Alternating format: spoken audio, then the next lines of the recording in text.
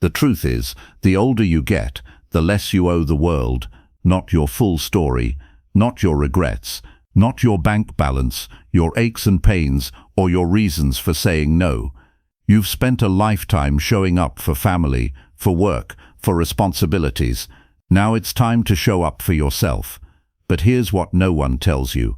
The more you share, the more room you give for judgment, interference, and even resentment. What feels like openness can turn into a quiet invasion. That's why, after 65, there are certain things better left unsaid, not out of fear, but out of wisdom. Not because you're hiding, but because you finally understand what's sacred. In this message, we're going to talk about 5 things you should stop sharing with your family if you want to protect your peace, your finances, your minor health complaints, your involvement in family conflicts, your personal regrets, and the details of your estate. Not to disconnect from the people you love, but to stay rooted in the freedom you've earned. Because peace isn't given, it's guarded. And sometimes the most loving thing you can do for yourself and your family is simply keep quiet. 1. Your exact financial situation. Why some things are better kept private. There's something most people don't tell you about growing older. The more you share about your finances with family, the less peace you might end up having. It starts with the best intentions. You want to be open, honest, responsible. You think if I show them everything now, they'll understand, they'll appreciate my planning, and there won't be any confusion later. And that sounds reasonable. It sounds right. But what actually happens is often very different.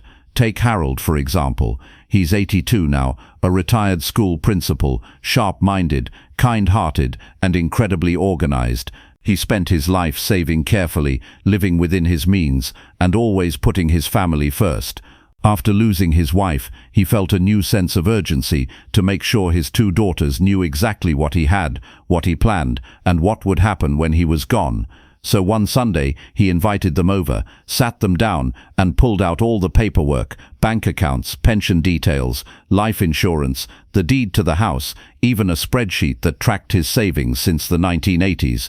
At first his daughters nodded with appreciation. They thanked him for being so thorough. They hugged him and said how helpful it would be to know these things. Harold felt proud, relieved. He thought he'd done the right thing, but slowly the tone started to shift. One daughter began asking questions, small ones at first. "Dad, do you really need that big house all to yourself?" Then came the suggestions. "Maybe it's time to think about assisted living, just to be safe." The other daughter, who worked in finance, wanted to review his investment choices.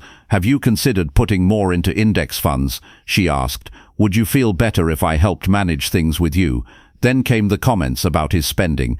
A new recliner. Was that a smart buy? A short vacation to the coast? Was that really necessary? Even buying a new pair of shoes sparked gentle disapproval.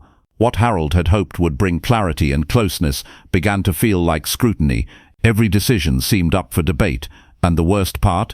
It wasn't because his daughters didn't care. It was because they cared so much, and so loudly, that he started to feel like a child in his own life. The quiet confidence he'd spent a lifetime building was slowly being replaced by second-guessing and outside opinions. This is the reality no one prepares you for. When you open the financial curtain completely, it's hard to close it again. Even the most loving family members can cross boundaries without realizing it. And in some cases, people who were never interested in your life suddenly become very interested in your money. The cousin who never visited shows up with questions. The grandchild who never called wants to know about the will. It's subtle at first, but it grows. Now, that doesn't mean you shouldn't plan ahead. You absolutely should. Have a clear will. Designate someone you trust to handle your affairs if needed. Prepare for the future, but you don't have to share the full picture before it's time, because when you do, what you gain in transparency, you often lose in autonomy. Privacy is not secrecy, it's protection, it's dignity, and in this chapter of your life, that matters more than ever. You don't owe anyone an explanation for how you spend the money you've earned. Not for a new couch, a charitable donation, or a weekend getaway. That money carries the weight of decades of hard work, sleepless nights, tough choices, and quiet sacrifices. And no one understands that better than you. Harold told me, not long ago, I thought I was giving them peace of mind, but I ended up giving away my independence. That realization stayed with me. So if you're thinking about opening up your finances to family, pause. Ask yourself, Am I doing this out of trust or out of fear? Am I protecting them from confusion or surrendering a part of myself too soon?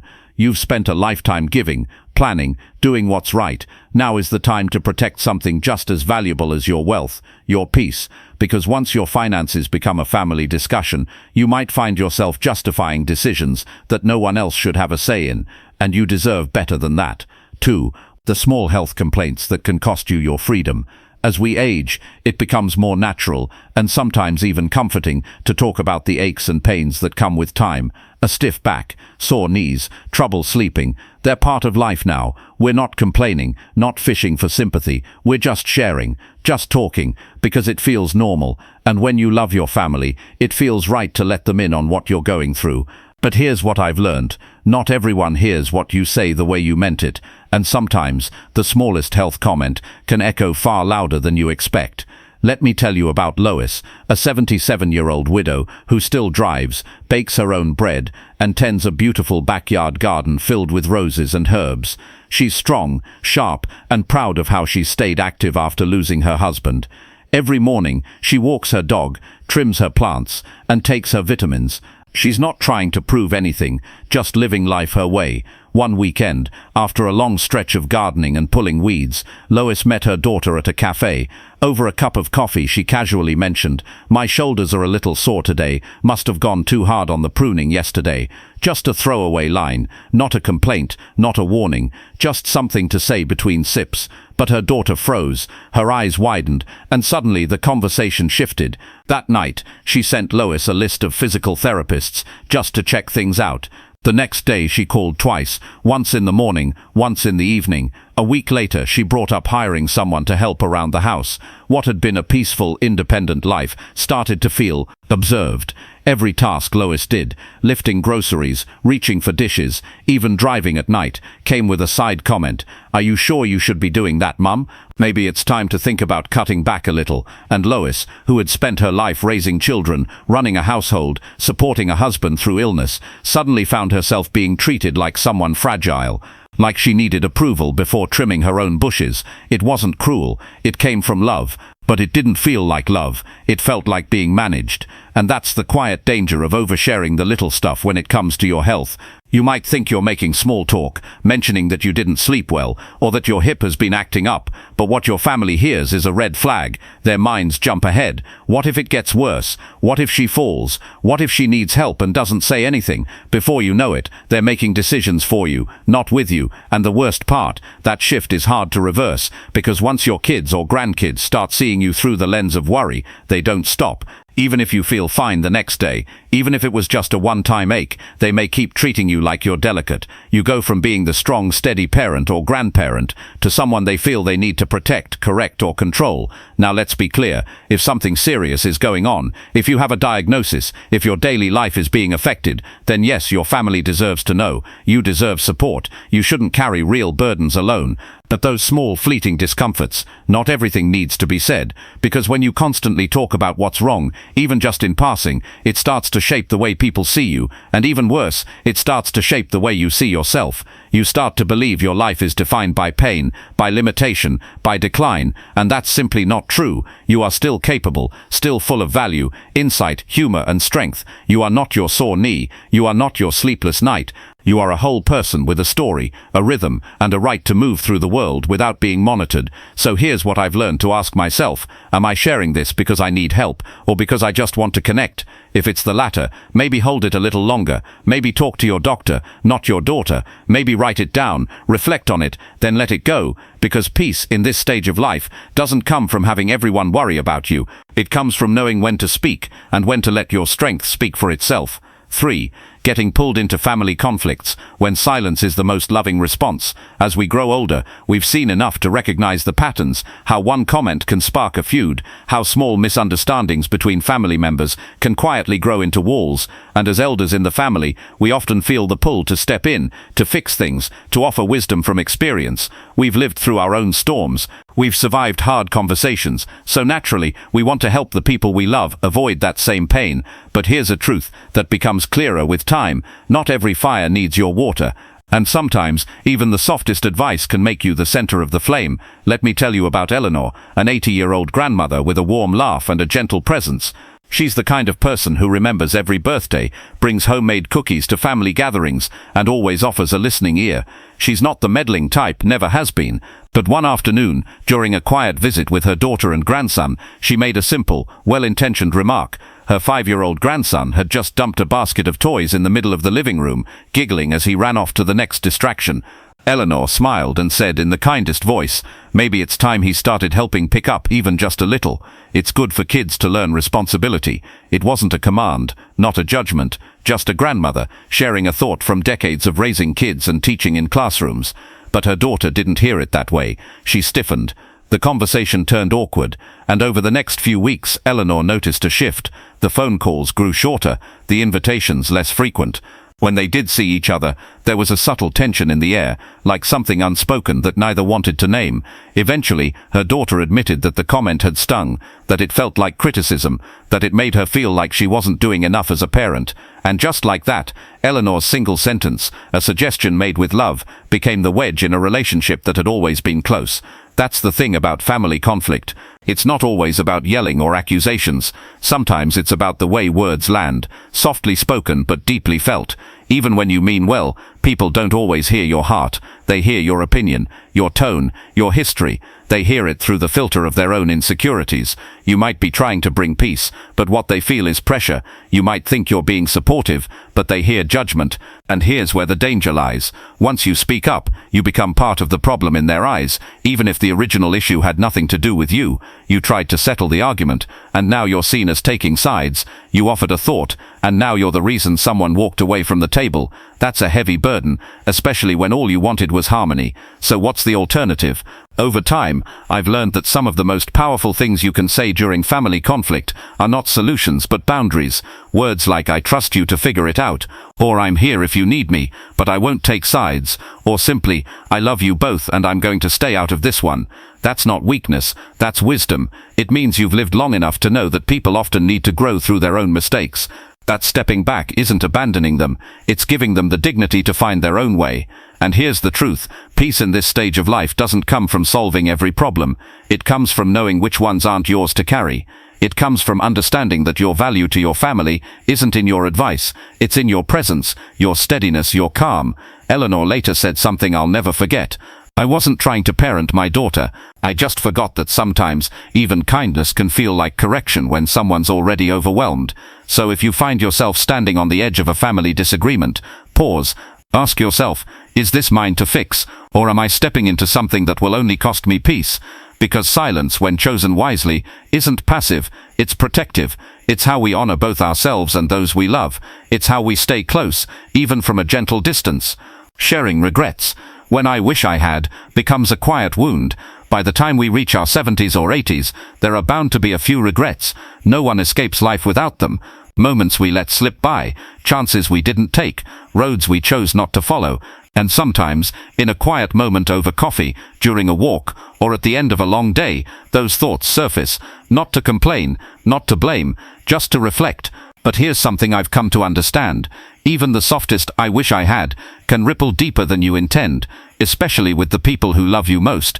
Let me tell you about Marilyn, a retired librarian who spent most of her life in a small town, raising 3 kids, supporting her husband through illness, and taking care of everyone around her. She's kind, thoughtful, and full of stories. One afternoon, while walking through the park with her youngest daughter, she paused, looked up at the sky, and said, "Sometimes I wonder what would have happened if I'd taken that job in Paris when I was 26. I always wanted to travel." That was it, just a thought, a moment of looking back. But her daughter didn't hear it as a memory. She heard it as a wound. Later she told Marilyn, "It made me feel like you gave up your dreams for us, like you settled, like maybe we weren't enough." And just like that, what Marilyn meant as a simple reflection became something heavier, something her daughter carried like a shadow. That's the quiet risk of sharing regrets. What we mean as a personal reflection can easily be taken as something much more complicated. When you say, "I wish I had worked longer," your child might hear, "You held me back." When you say, "I wish I'd lived somewhere else," they might think, "So you were never happy here with us." It's not what you meant. but it's what they felt, and those feelings can lead to guilt, insecurity, even resentment, not because they did anything wrong, but because love is sensitive. Deep down, no one wants to feel like they were the reason someone else didn't live their full life. The truth is, regrets are natural, and they're personal. We all carry some, but not all of them need to be spoken aloud, especially if they shift emotional weight onto someone else's shoulders. There's another side to this too. The more we talk about our regrets, the more people start to see us as stuck in the past. Even if we don't feel that way, they might think we're dwelling, longing for days gone by, and that can change the way they interact with us. They may back away, unsure of what to say, or worry that they can't make us happy anymore. But you're still here, still growing, learning, laughing, still capable of joy. You are not defined by what you didn't do. You are defined by what you've lived through, by the love you've given, the strength you've shown, the memories you've built along the way. Marilyn later told me, "I wasn't trying to make my daughter feel bad. I just wanted to share a piece of my past, like a postcard I never sent." So maybe the answer isn't to stop reflecting, but to change how we frame it. Instead of saying, "I wish I had," try saying, "I've learned a lot from the life I've lived." That simple shift turns regret into wisdom. It says, "I've been through things, I've grown, and I'm grateful, even for the parts I missed." It honors the journey without casting doubt on the people who've been part of it. It lets you speak truth without planting seeds of guilt. You have every right to reflect on your past. You've earned that, but you also have the right to protect the emotional space between you and the ones you love. Not every truth needs to be shared in full, not because it's shameful, but because it's sacred, and because you've learned through time and tenderness that peace often comes not from rewriting the past, but from making quiet peace with it. So the next time a memory rises, a choice you didn't take, a place you didn't go, pause, ask yourself, is this something I need to say, or something I simply need to feel? Then let pass like a breeze through the trees, because you are more than your regrets. You are still writing your story, and your family doesn't need to carry the weight of what might have been. What they need, what you deserve, is the freedom to live now, fully, gently and without guilt. 5. Sharing too much about your assets. When transparency turns into trouble. There's a common piece of advice you'll hear as you get older.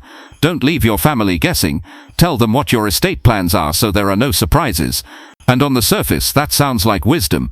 We've all heard stories of families torn apart after a loved one passes, fighting over money, houses or heirlooms. So the thinking goes, if I'm open now, I can prevent all that.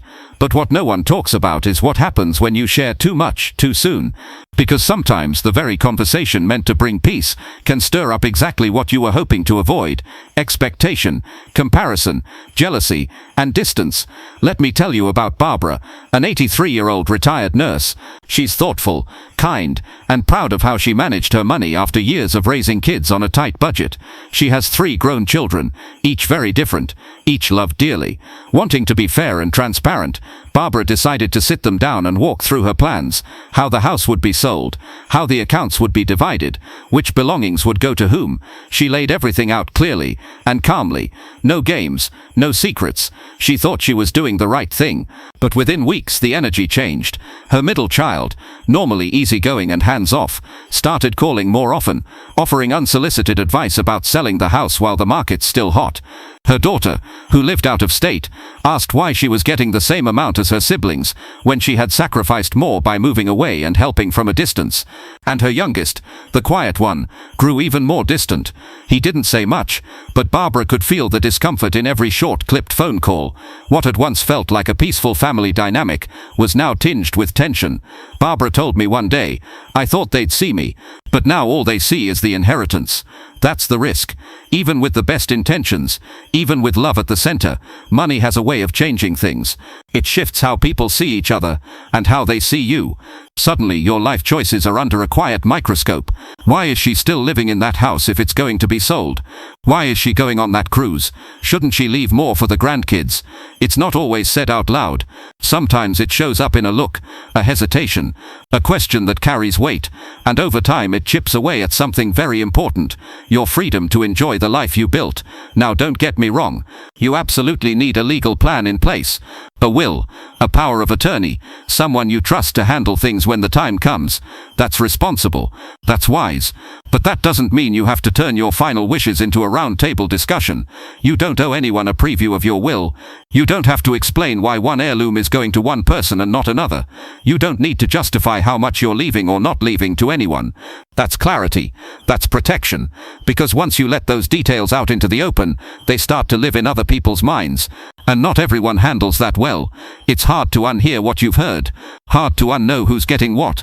Even when no one says a word, those details sit between people like invisible weights, and they have a way of lingering long after the conversation ends. Barbara eventually decided to step back. She updated her legal documents quietly. She kept her plans clear but private. And when her kids asked again, she said gently but firmly, "Everything's taken care of. You don't need to worry about it." That was her boundary. And that boundary brought her peace. So here's the truth. Your legacy is more than your estate. It's more than a dollar amount. It's in the way you lived, the lessons you taught, the steadiness you brought to your family's lives, the love you gave consistently, quietly, without conditions. That's what they'll remember, if you let them. So protect that. Not because you don't trust your family, but because you know how precious peace is in this season of life. Because you understand that fairness doesn't mean explaining yourself. And because you've earned the right to live your final years with calm, not conflict. You've given your family so much over the years: support, time, guidance, forgiveness. Now it's time to give yourself something, the freedom to enjoy your life without being second-guessed. And that, more than anything you leave behind, might just be your greatest gift. Practical strategies worth living by. There's something beautiful about reaching a point in life where you no longer feel obligated to explain every thought, every choice, every plan. With age comes a quiet kind of freedom, the freedom to protect your peace without feeling guilty about it. And that peace doesn't happen by accident. It's built on small, intentional strategies, simple shifts in how you relate to others, and more importantly to yourself. First, share selectively. Not everything needs to be said, and not everyone needs to know everything. Share when it matters, with the right people, at the right time, not out of fear, but out of wisdom. A little privacy isn't distance, it's protection. Your story, your health, your finances, even your emotions. These are things you've earned the right to hold gently. You're not being secretive, you're being discerning. And that's strength, not weakness. Second, make sure your legal house is in order. Yes, absolutely have a will. Appoint a power of attorney. Make your wishes known in writing. But once that's done, you don't have to turn your estate into a family forum. You don't need to explain who gets what or why. You don't owe anyone a preview of your plans. What matters is that your choices are clear, documented, and carried out by someone you trust. Not that everyone in the family agrees with them. Fair doesn't always mean equal, and peace doesn't require permission. Third, reframe your regrets. As you reflect on your life, and you will, it's easy to fall into the language of "I wish I had," but those words can weigh heavy on the people who love you. They may take it as criticism, even when that's not your intent. So instead of regret, try reflection. Instead of saying, "I wish I had traveled more," try saying, "I've learned a lot about what truly matters in life." One version points to what's lost, the other points to what's gained, and that difference matters, not just for them but for you. Lastly, stay out of conflict. When family drama starts to brew, it's tempting to step in, to fix, to advise, to mediate. But wisdom often means knowing when to stay out of it. You can love people deeply without becoming their referee. You can care without choosing sides. Sometimes the most loving thing you can say is, "I trust you to figure it out, and I'm here if you need me." You don't have to carry everyone's emotions. Your presence, your calm, your steadiness, that's enough. These aren't rules, they're reminders, anchors for a simpler, softer way of living. Because you've spent most of your life giving, solving, absorbing. Now it's time to make choices that give something back to you. Peace, clarity, and space to breathe. You've earned that. Every bit of it. The deeper message: silence isn't fear, it's wisdom. There comes a point in life when you realize something profound. You don't need to say everything you think, explain every decision you make, or open your heart to everyone who asks. Not because you're hiding, not because you're afraid, but because you've finally learned the difference between silence and surrender. Silence isn't fear, it's wisdom. You've lived long enough to know that the more people know, the more they tend to assume. And while openness has its place, not every detail of your life belongs in the hands of others. especially now when what you truly value is peace, because peace in your later years doesn't come from people knowing everything about you. It comes from you knowing exactly what's worth sharing and what's worth holding quietly.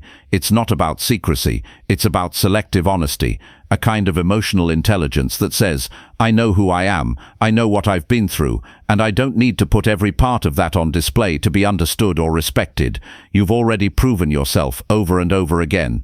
You've raised families, handled hardship, made sacrifices, endured loss, and shown up for others in ways no one even saw. That's the legacy. That's the truth of your life. And you don't owe anyone full access to your every thought or feeling just because they're family, or curious, or concerned. Now is the time to protect something sacred, your inner stillness. When someone asks a question that feels too personal, you don't have to answer it in full. When someone offers unsolicited advice, you don't have to take it, or even defend why you won't. When a moment calls for your opinion, but your heart says let it pass, trust that instinct. Because peace is not passive, it's not the absence of noise, it's the result of deliberate boundaries, of thoughtful restraint, of choosing quiet over chaos. You don't need to fight to be heard anymore. You don't need to chase approval. You don't need to unpack every regret or over-explain every decision just to feel valid. You've earned the right to be gentle with your truth, to live simply, to speak softly, to guard your peace the way you once guarded everyone else's. So if you find yourself growing quieter, more private, more protective of your time and energy, don't apologize for that. It doesn't mean you're shutting down. It means you're finally coming home to yourself. And what a gift that is. Because you've given your whole life to others. Now it's your turn to keep something for you, not because it's a secret, but because it's sacred. A memorable closing thought. Peace isn't found, it's P. Peace isn't something you stumble upon one day like a lost set of keys. It's not a gift someone hands you or a reward waiting at the end of the road. Peace, not alone. By now you've likely spent most of your life giving. You've given love, advice, time, energy, sometimes even more than you could afford. You've shown up for family, for friends, for work, for everything life threw at you. You've been strong when others needed you to be, even when you were tired. That's what people like you do. You give, you show. But now is the season to hold something back. Not from bitterness and not from fear, but this chapter of your life is not about proving anything to anyone. It's about claiming what's yours, your stillness, your dignity, your right to live without being judged, questioned or explained. You don't need. It isn't avoidance, it's reverence. There are things you carry in your heart that are sacred, a thought, a lesson, a regret, a joy too quiet for words. These aren't things to hide, they're things to honor. You don't owe anyone your full inner world. You get to choose what to share and what to keep. That's not selfish, that's grace. Think of it like a garden. You've spent years planting, nurturing, giving away the harvest, but now you get to fence off a corner just for yourself, a space where no one else walks in with muddy shoes or unsolicited opinions. That corner is yours, and in it grows your peace. So when someone says, "Why didn't you tell me?" or "You should have shared more," you can smile gently and say, "Some things aren't meant for the table, some things are just for me." Because not every truth needs an audience, not every thought needs to be spoken, and not every part of your story needs to be understood by others in order to be valid. You don't need permission to protect your peace. You only need to remember that you've earned it, fully, quietly, without apology. So go ahead, hold something close, let stillness be your home, and know that this isn't retreat, it's wisdom, it's clarity, it's the soft, steady power of someone who has given enough, and now knows the beauty of keeping something for themselves.